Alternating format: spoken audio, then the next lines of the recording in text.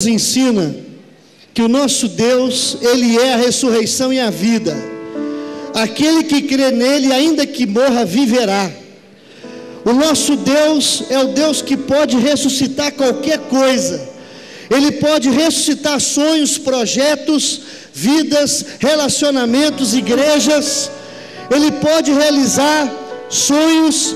Ele pode ressuscitar ministérios, de ressuscitar relacionamentos. Ele pode ressuscitar vidas.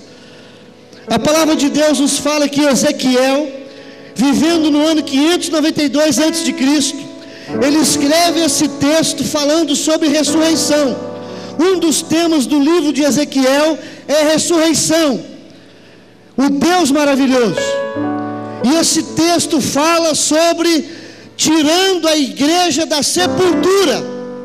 Tirando a igreja da sepultura. Algumas lições esse texto nos traz. Mas quais as lições que Deus quer trazer ao nosso coração nessa noite? A primeira lição que Deus quer falar conosco é que esse texto, Vale dos Ossos Secos, um grande cemitério, uma sepultura de ossos, a palavra de Deus nos fala que o Vale de Ossos Secos representa a igreja de Deus na sepultura. Uma igreja que morreu, uma igreja que apodreceu, uma igreja que secou, uma igreja que se tornou inútil, sem vida, envergonhada, miserável e cheia de dor. Uma igreja completamente inútil. Infelizmente isso tem acontecido nesses últimos dias. Pessoas mortas, relacionamentos mortos, ministérios mortos, crentes mortos, pessoas que não veem, pessoas que não ouvem, pessoas que não sentem, pessoas que não caminham, são pessoas deformadas, são pessoas debilitadas, são pessoas doentes, pessoas que precisam de sair da sepultura, que precisam sair da mesmice, da miséria, precisam sair da morte e da indiferença. Essa é a primeira mensagem que o texto traz ao nosso coração diante daquele vale de ossos secos. A palavra do Senhor diz no verso 11: estes ossos são toda a casa de Israel. Deus levou o seu profeta àquele lugar, àquela sepultura, àquele cemitério, e disse para ele: Ezequiel, este cemitério, esta sepultura de grandes ossos, de muitos ossos, é a minha casa, é o meu povo que simplesmente morreu, acabou e não tem mais autoridade, não tem mais credibilidade, não tem mais essência, não tem mais cheiro, é um sal que perde o sabor, é uma luz negra, é uma vida completamente sem sentido. E tem muita gente assim, pessoas que estão por aí na religião, pessoas que estão aí na igreja, mas que estão mortas, estão debilitadas, não tem intimidade, não tem alegria, não tem paz, não tem amor, não tem fruto. O ministério é raso, a vida é infrutífera, a vida é uma mesmice. Ele marca passo, ele anda em círculo, mas não vai em nenhuma direção. Ele não entende a vontade de Deus, ele não está nem preocupado em realizar os sonhos de Deus. Essa é a primeira coisa que o texto traz para nós à tona. A segunda mensagem é que essa igreja morreu por causa do pecado. Ela abriu concessão ao pecado.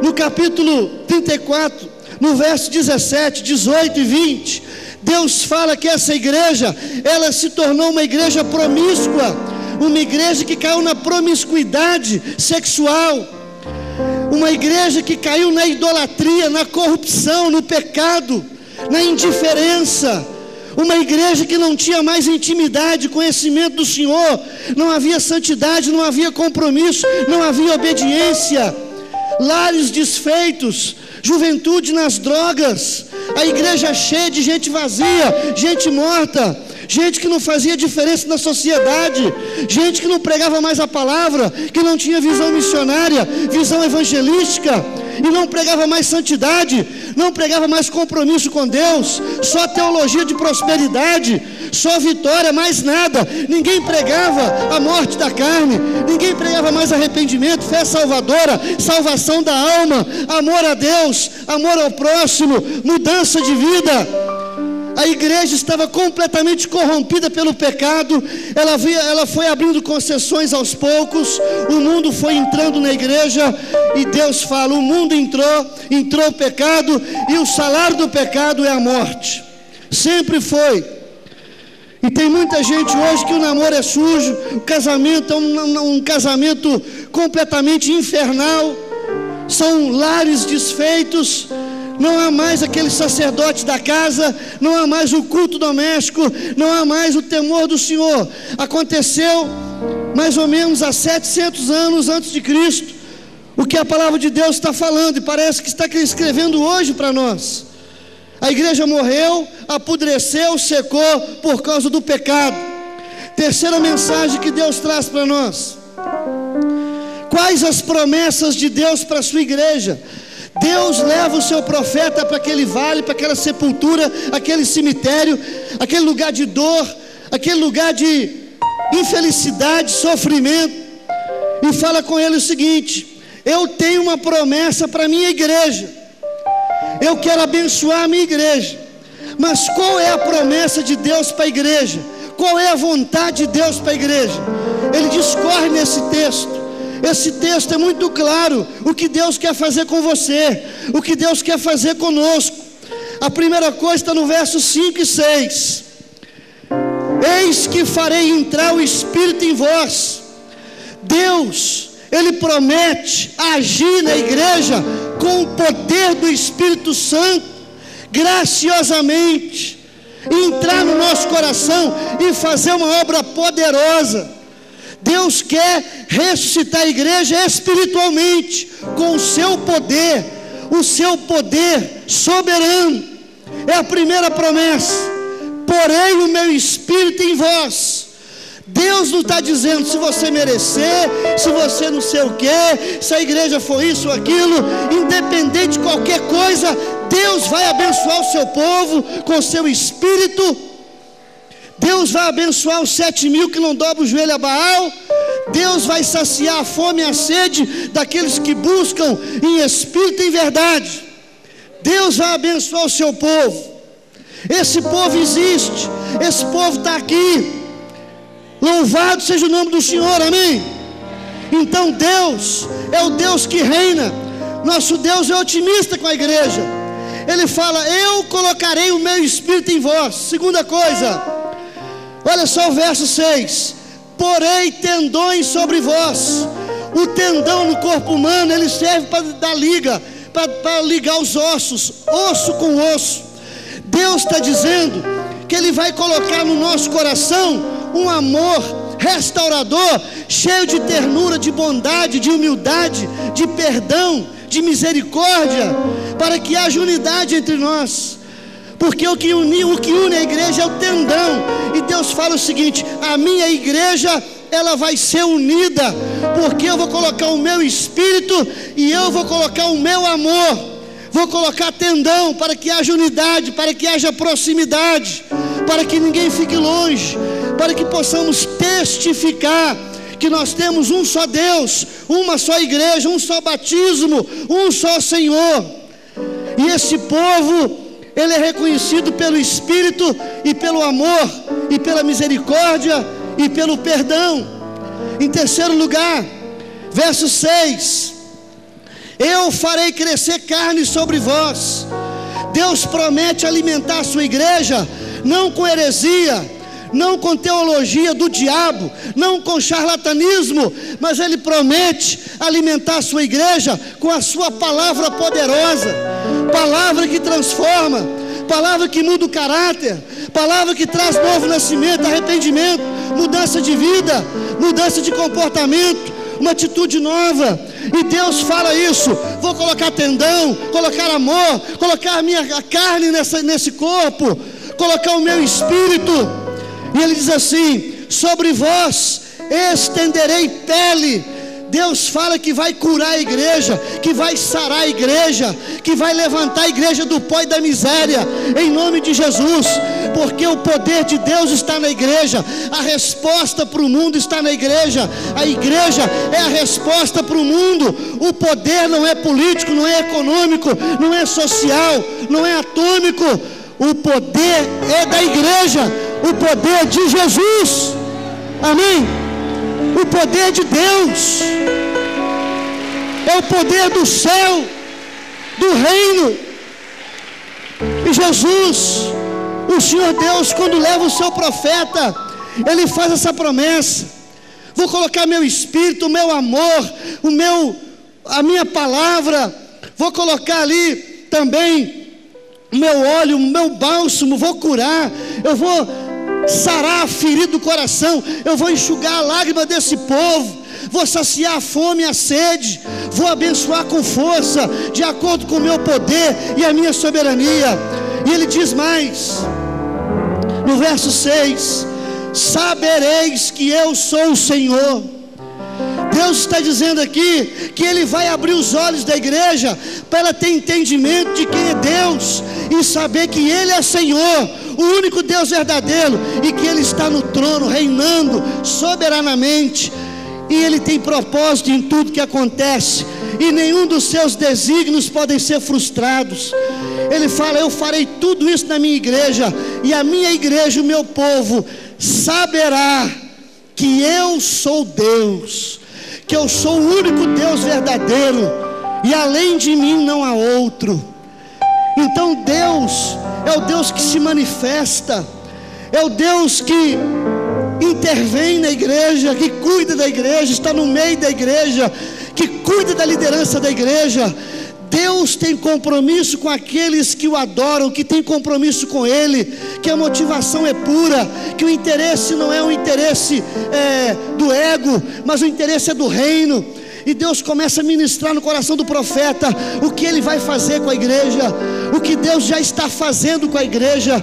Deus está unindo o seu povo, dando poder para o seu povo, mostrando quem Ele é, dando discernimento, dando visão daquilo que Ele faz, daquilo que realmente Ele tem para oferecer. É o Deus que abre os nossos olhos para enxergar esse Deus magnífico, esse Deus que assenta no trono, esse Deus que não está competindo com o diabo, mas que já venceu de forma definitiva e eterna e deu vitória para a igreja. É o Deus que cumpre todos os seus desígnios. É esse Deus que nós servimos, o Deus que ressuscitou Jesus dos mortos. O nosso Deus, a tumba está vazia, a cruz está vazia, e esse Deus fala que vai abrir os nossos olhos, como Deus fez com Geazi, quando Samaria foi cercada pelos inimigos. Eliseu disse para Deus: Senhor, abre os olhos do teu servo, faz com que ele possa enxergar. E ele viu que o que estavam com ele era muito maior, mais poderoso. E nessa noite Deus quer abrir os seus olhos para ver que Deus está acima do seu problema, acima da sua dor, acima da sua crise. E mais, versículo 12, Deus fala assim: eu vos trarei a terra de Israel. Aquele povo estava no cativeiro, eles foram levados em cativo por causa do pecado, eles foram habitar em outras terras, longe da terra, longe do seu povo, da família, longe de tudo. Mas Deus fala o seguinte: eu vou trazer meu povo de volta. Se tem alguém que está desviado, alguém que está afastado, o Senhor promete levantá-lo do pó, o Senhor promete reconciliar. Tudo que Deus começou, Ele termina. A obra de Deus é eterna, a obra de Deus é completa. Deus não deixa nada pela metade. E Ele fala o seguinte: eu trarei meu povo de volta. Se tem alguém de afastado, desviado do caminho do Senhor, o Senhor vai te trazer de volta, porque você não vai encontrar maior amor do que esse.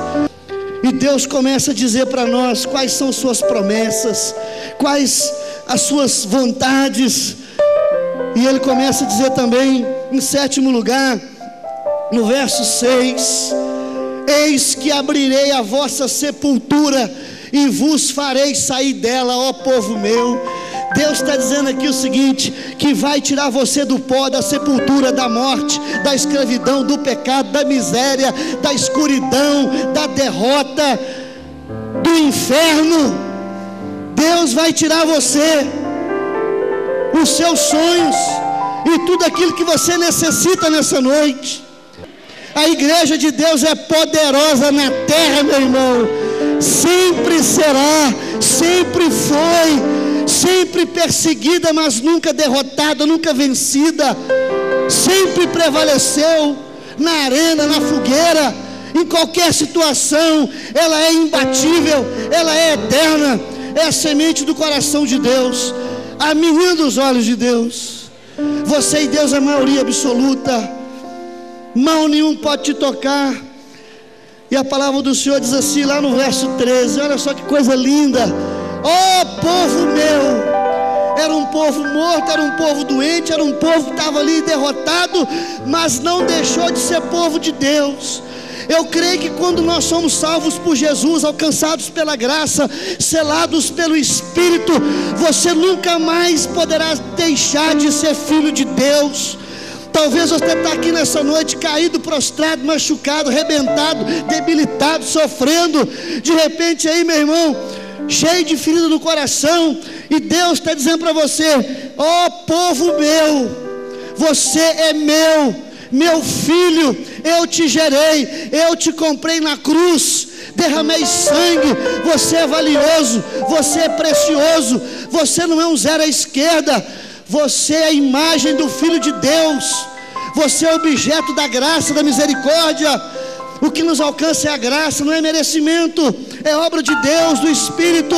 E Deus olha para a igreja e fala com Ezequiel: Ezequiel, é um povo que está miserável, é um povo que morreu, apodreceu, secou, mas é meu povo. Nunca deixei de amar o meu povo. Deus nunca deixou de amar você, Deus nunca desistiu de você. E nessa noite Ele quer te abrir os olhos, o coração, para você retornar, para você levantar, sair do pó e começar a voar como águia, para você saber que Ele é maravilhoso, que Deus, que realmente Ele faz essa obra dentro do nosso coração. Então Deus fala aqui: ó povo meu. E eu comecei a ler o texto e falei: mas Deus, esse povo está morto, esse povo está aqui, estava arrebentado, esse povo é um povo que está inútil, esse povo não serve para mais nada, só para enterrar e jogar fora. Aí Deus falou: não, a minha vontade não é jogar ninguém no lixo, não é deixar ninguém na sepultura. Eu sou a ressurreição e a vida. Quem crê em mim, ainda que morra, viverá. Eu vou ressuscitar a minha igreja, é o meu povo. Louvado seja o nome do Senhor. E por último, a outra coisa que Deus manifestou aqui, a vontade dele, está lá no verso 14: então sabereis que eu, o Senhor, eu fiz isso.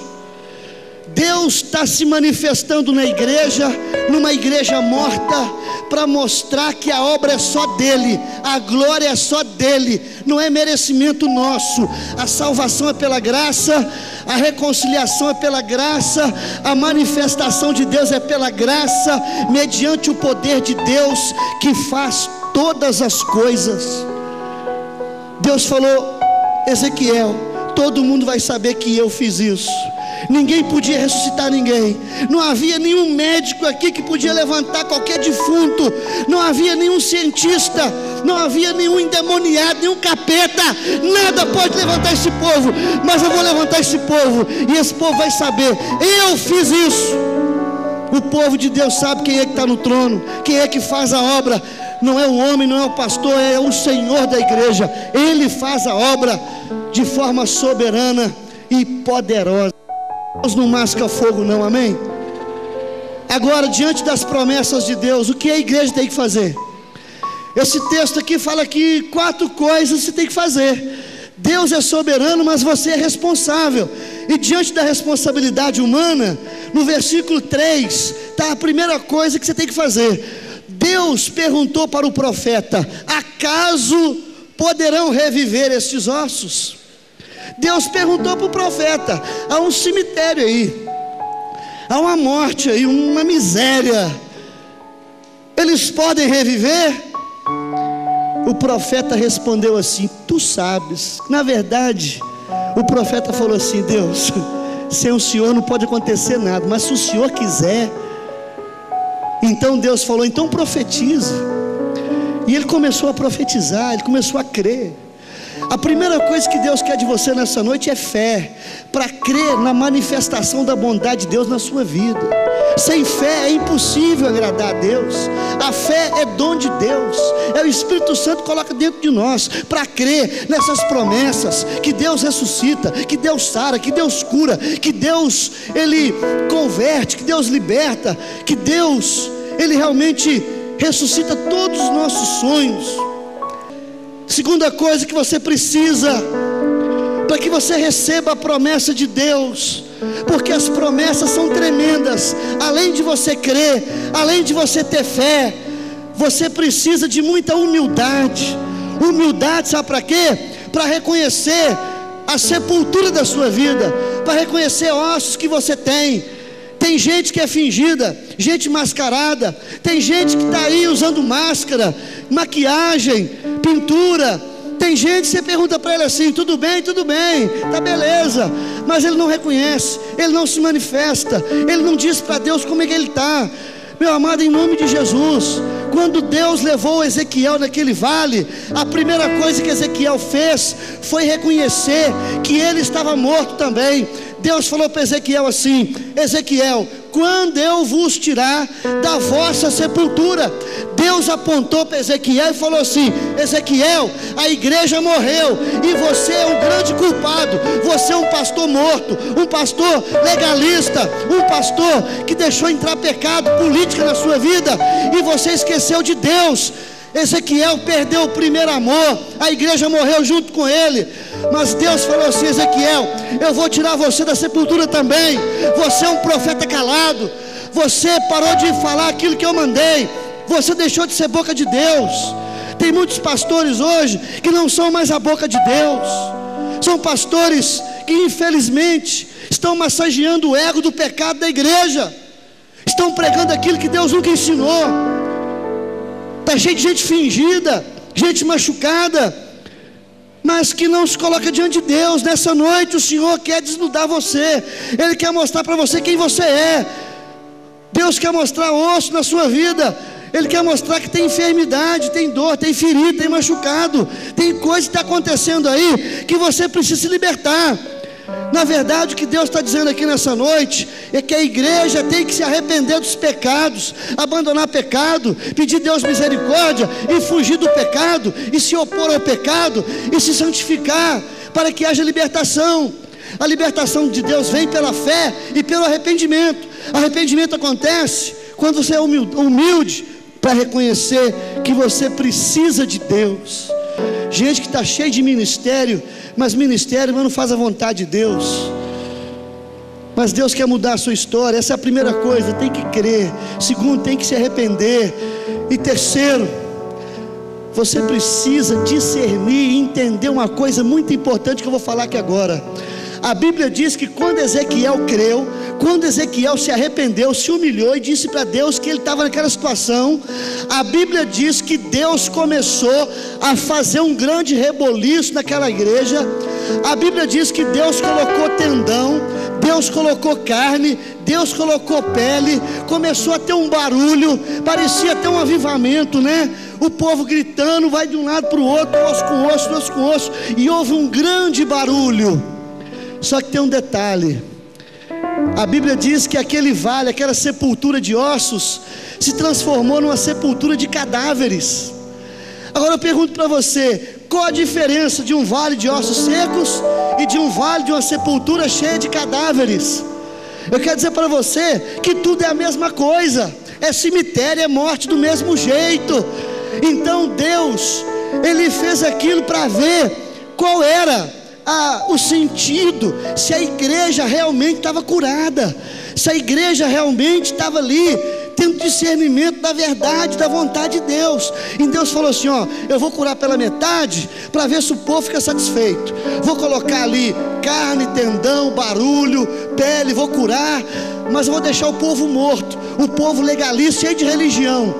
Irmãos, eu já fui em certos enterros que o defunto parecia que estava vivo. Eles fizeram as maquiagens tão bem feitas que eu chegava até a querer beliscar o defunto. Se eu beliscar, ele vai gritar. Parece que está vivo.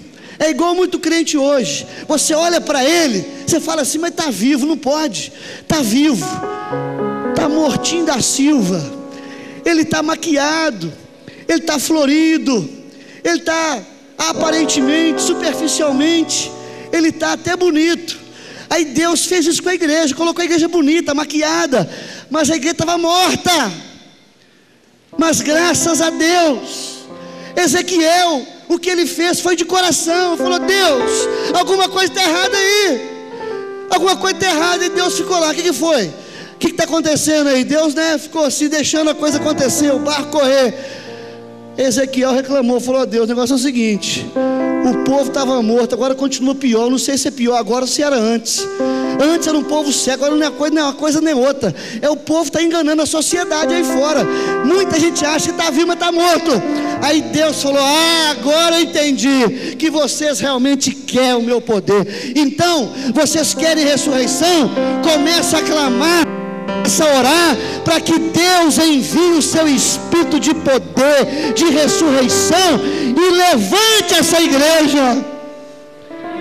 O que a igreja está precisando hoje é de oração, de jejum, de clamor, de buscar o poder de Deus e de não se contentar com pouco, de não se contentar com a religiosidade, o legalismo, a mesmice, com cadáveres, zumbis ambulantes, religiosos, cantores e tocadores e faladores, mas não profetas, tocadores e não adoradores.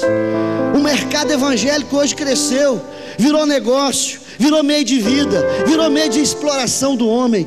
Mas tem um povo de Deus aí que não quer nada com isso, quer ressurreição, quer o Espírito, quer Deus. A minha alma tem sede de Deus.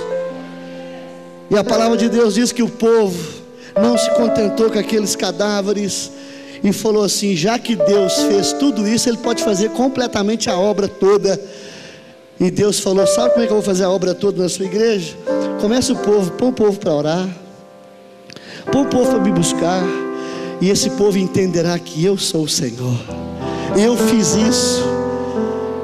Irmãos, a palavra de Deus diz, para terminar, que no verso 14, o Espírito entrou neles, viveram, se puseram em pé, um exército sobremodo excelente. Amém. Houve o maior milagre da história. A igreja inteira foi ressuscitada pelo poder de Deus. Para mim é um dos maiores milagres da Bíblia. Jesus ressuscitou a igreja inteira de uma vez só. Nessa noite Ele pode ressuscitar muitas vidas aqui nessa noite.